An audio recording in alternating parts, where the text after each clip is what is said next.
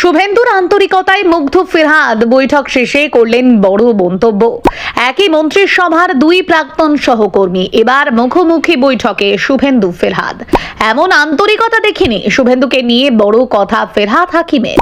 নবান্নের বৈঠকে পুরনো দিনের স্মৃতি উঠে এলো সুব্রত মুখোপাধ্যায়ের নামও। রাজনীতি ছাপিয়ে সৌজন্য, শুভেন্দুর ব্যবহারে খুশি ফিরহাদ। এসআইআর নিয়ে মুখ্যমন্ত্রীর সঙ্গে আলোচনা, হাইকোর্টে যাওয়ার প্রস্তুতি।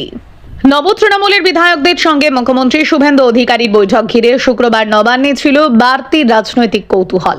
সেই বৈঠকে উপস্থিত ছিলেন রাজ্যের প্রাক্তন মন্ত্রী এবং কলকাতা পুরসভার প্রাক্তন মেয়র ফিরহাদ হাকিমও।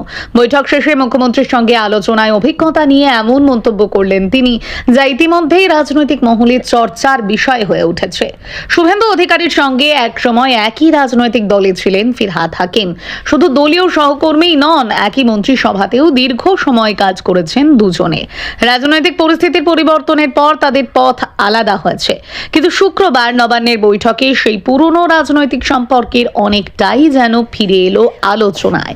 বৈঠক শেষে মুখ্যমন্ত্রীর আন্তরিকতার প্রশংসা করে ফিরহাদ হাকিম বলেন, তিনি জ্যোতি বসু, বুদ্ধদেব ভট্টাচার্য এবং মমতা বন্দ্যোপাধ্যায়ের মতো মুখ্যমন্ত্রীদের দেখেছেন, কিন্তু শুভেন্দু অধিকারীর মতো আন্তরিকতা তিনি আগে দেখেননি।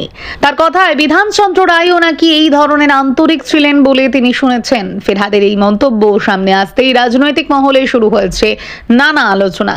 সূত্রের খবর, প্রায় 1 ঘন্টা 40 মিনিট ধরে নবান্নে বিধায়কদের সঙ্গে বৈঠক করেন মুখ্যমন্ত্রী।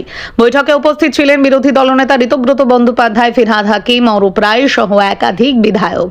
আলোচনায় উঠে আসে তাদের নিজ নিজ এলাকার বিভিন্ন সমস্যা এবং উন্নয়নের বিষয়। মুখ্যমন্ত্রী তাদের এলাকার মানুষের স্বার্থে উন্নয়নমূলক কাজে সরকারের সঙ্গে যোগাযোগ রাখার পরামর্শ দিয়েছেন বলেও সূত্রের খবর। বৈঠকের মাঝেই পুরনো রাজনৈতিক দিনের কিছু কথা উঠে আসে বলে জানা গিয়েছে। কেন দল ছাড়তে হয়েছিল সেই প্রসঙ্গও অল্প সময়ের জন্য আলোচনায় আসে। পাশাপাশি প্রয়াত নেতা সুব্রত মুখোপাধ্যায়ের নামও কথোপকথনে উঠে আসে বলে জানা গিয়েছে। তবে মূলত বৈঠকটি ছিল এলাকার সমস্যা, প্রশাসনিক কাজ এবং সাধারণ মানুষের বিভিন্ন বিষয় নিয়ে আলোচনা কেন্দ্রিক।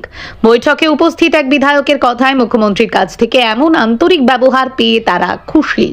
রাজনৈতিক মতপার্থক্য থাকলেও এলাকার উন্নয়নের কাজে যাতে কোনো সমস্যা না হয় সেই বার্তায় মুখ্যমন্ত্রী দিয়েছেন বলে জানা গিয়েছে। এদিনের বৈঠকে এসআইআর বা ভোটার তালিকার সংশোধনের বিষয়টিও গুরুত্ব পায়।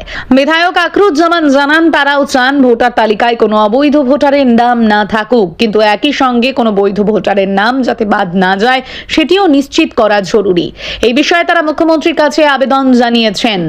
আকরুজ্জামানের দাবি, অনেক মানুষ এখনো এসআইআর সংক্রান্ত প্রক্রিয়া পুরোপুরি বুঝে উঠতে পারেননি।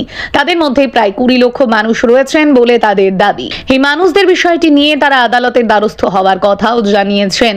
অন্যদিকে মুখ্যমন্ত্রী তাদের আশ্বস্ত করেছেন যে বৈধ ভোটারদের অধিকার রক্ষার ক্ষেত্রে মানবিক দৃষ্টিভঙ্গি রাখা হবে।